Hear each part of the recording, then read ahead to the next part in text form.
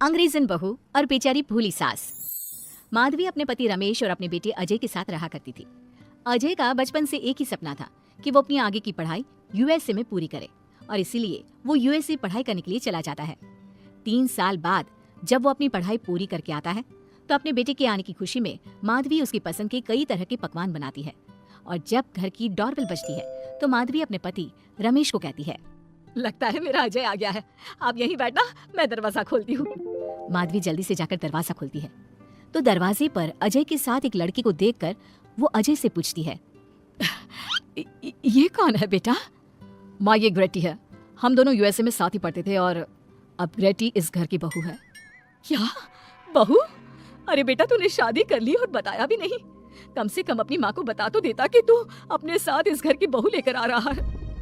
मैं बहू के आने की कुछ तैयारी तो कर लेती। कोई बात नहीं बहू, यही रुक, मैं अभी तेरे लिए पूजा की थाल लेकर आती हूँ। मॉम, आप अपनी ये फॉर्मेलिटीज बाद में पूरी कर लेना। I'm so tired right now. अच्छा डार्लिंग, अपना रूम कहाँ है?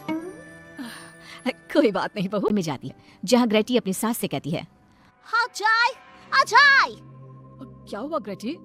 अपनी मॉम को बोलो कि अब ये जब भी हमारे कमरे में आए तो नॉक करके आए। आपसे मैं ऐसा ही करूंगी बहू।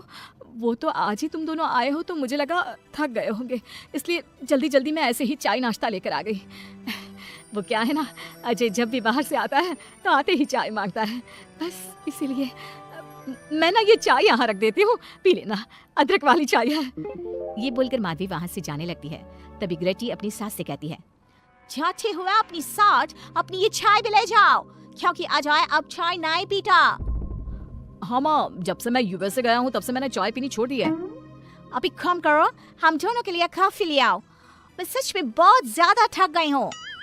अरे ठीक है, ला देती हूँ। अच्छा बेटा, तुम्हारे मम्मी पापा इंडियन है या फिर वही अंग्रेजी है? मेरे मम्मी पापा इंडियन हैं, पर मैं शुरू से यूएसए में रही हूँ, इसलिए मैं खुद को अंग्रेजी मानती हूँ। वैसे अब जल्दी से जाकर मेरे लिए कॉफी लेकर आओ, और मेरे बारे में इतना ज्यादा इंक्वायरी करने का जरूरत नहीं है। अरे हाँ हाँ, अभी लाती हूँ। वैसे बहू, मैं तुम्हें ना इंडिया के सारे तौर तरीके सिखा दूंगी। अरे क्या हुआ, तुम्हारी परवरिश अगर यूएसए में हुई है तो इंडियन ही ना। आपसे ज्ञान नहीं मांगा है। अब कुछ देर के लिए हम दोनों को अकेला छोड़ दो प्लीज। हट। बेकार में ही गुस्सा हो रहे हैं। बहू यूएसए की है, यहाँ नई नई आई है, उसको यहाँ के तौर तरीके नहीं पता, और वो मुझे अपनी माँ मानती है, तभी तो अपने नखरे दिखा रही है। वैसे भी ना बहू बेटी दोनों बराबर ही होती है। माधवी, कौन सी बेटी अपनी माँ से ऐसे बात करती है जैसे तुम्हारी बहू कर रही है? मैं बस तुम्हारे कहने पर चुप हूँ, वरना मैं अपने बहू बेटों को आज ही घर से निकाल देता। ये कहकर रमेश वहाँ से चला जाता है। ऐसे ही कुछ दिन बीत जाते हैं और ग्रेटी अपनी बेचारी भोली भाली सास पर अत्याचार करती रहती है।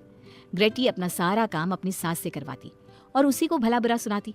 ऐसे ही एक दिन माधवी कपड़े धो रही होती है और ग्रेटी माधवी को सताने के लिए अपने सारे कपड़े लाकर उसे देती है और कहती है, मॉम्स, ये मेरे कुछ कपड़े हैं, जरा इन्हें भी धो दो। इतना बोलकर ग्रेटी तैयार होकर घर से जाने लगती है। तभी माधवी उससे कहती है, बहू, आज तुम्हारे ससुर के दोस्त के घर में एक छोटी सी पार्टी है, उन्होंने सह परिवार बुलाया है। मैं चाहती हूँ कि तुम और अजय भी आज हमारे साथ वहाँ चलो, और आज ना साड़ी पहनना। मॉम, अभी मैं क्लब जा रही हूँ, रात को मुझे टाइम मिलेगा तो आपके साथ चली जाऊंगी, पर साड़ी बाड़ी नहीं पहनूंगी। ये कहकर ग्रेटी वहाँ से चली जाती है। शाम हो जाती है, सब ग्रेटी के घर आने का इंतजार करते हैं और इस वजह से कोई भी पार्टी में नहीं जा पाता।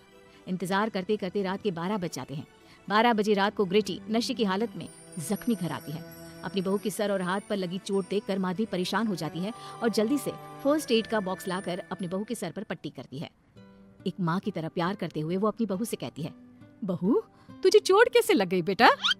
मैं घर आ रही थी, एक बाइक वाले से मेरी चक्कर हो गई। कोई बात नहीं बेटा, कल सुबह होते ही तुझे अपने फैमिली डॉक्टर के पास ले जाऊंगी। अच्छा, अब तू ना आराम कर, मैं तेरे लिए अभी हल्दी वाला दूध लेकर आती हूँ। माधवी, मैंने तुम्हें पहले ही समझाया था, ये अंग्रेजन हमारे घर के लिए ठीक नहीं है, पर तुमने मेरी एक नहीं मानी। अब देख लो, आज इस अंग्रेजन बहू की वजह से सारे मोहल्ले में हमारी नाक कट गई है। आज सब हम पर हंसते हैं, और ये सब कुछ तुम्हारी वजह से हुआ है, तुम्हारी छूट की वजह से हुआ है। ये कहकर रमेश अपने रूम में चला जाता है, पर माधवी अपनी बहू की पट्टी करके उसे उसके कमरे में जाकर सुला देती है। अगले दिन माधवी ग्रेटी को लेकर अपने फैमिली डॉक्टर के पास जाती है, जहाँ ग्रेटी देखती है कि उस डॉक्टर की बहू ने साड़ी पहनी है और एक संसोनो दवाई लेकर घर आती है। जब माधवी ग्रेटी को दवाई खिलाने के लिए उसके पास जाती है तो मॉम, मुझे माफ कर दीजिए। मैंने कभी भी आपके प्यार को नहीं समझा। आप पर इतना अत्याचार किया, आपकी बेइज्जती की, आपसे घर का सारा काम करवाया।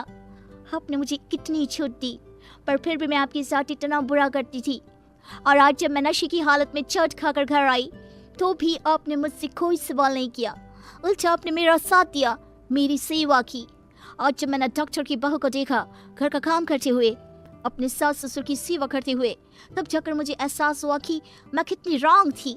एक इंडियन होकर भी एक बहू के कर्तव्य से दूर रही और आपके ऊपर अपनी अंग्रेजी का रौब झाड़ती रही। मुझे माफ कर दीजिए सासू माँ। बेटा, अक्सर बच्चों से गलतियां हो जाती है।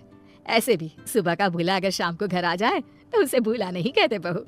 और मुझे बहुत अच्छा लग रहा है ये देखकर कि मेरी अंग्रेजन बहू कितनी समझदार हो गई है। जिसके बाद माधवी और ग्रेटी एक दूसरे को गले लगा लेती है और उसके बाद से ग्रेटी एक संस्कारी बहू की तरह